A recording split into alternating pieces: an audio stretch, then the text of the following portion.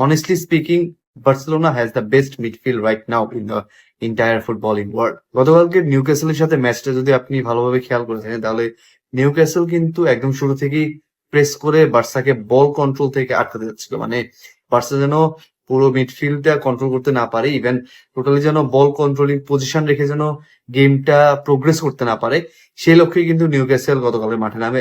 এবং এটা আমরা একদম ম্যাচের স্টার্টিং মিনিট থেকে দেখতে পাচ্ছিলাম যে নিউক্যাসল টোটালি বার্সার প্লেয়ারদেরকে প্রেস করছিল। যখনই বল বার্সার কোনো প্লেয়ারের পাইছিল তখনই কিন্তু নিউক্যাসলের প্লেয়াররা প্রেস করছিল এন্ড তারা বল ছিনিয়ে নিতেও সফল হয়েছিল, যার কারণে বার্সেলোনা কিন্তু শুরুর দিকে পজিশন রাখতে পারে না। বাট সেকেন্ড হাফে কিন্তু পুরো চিত্রটা পাল্টে যায়।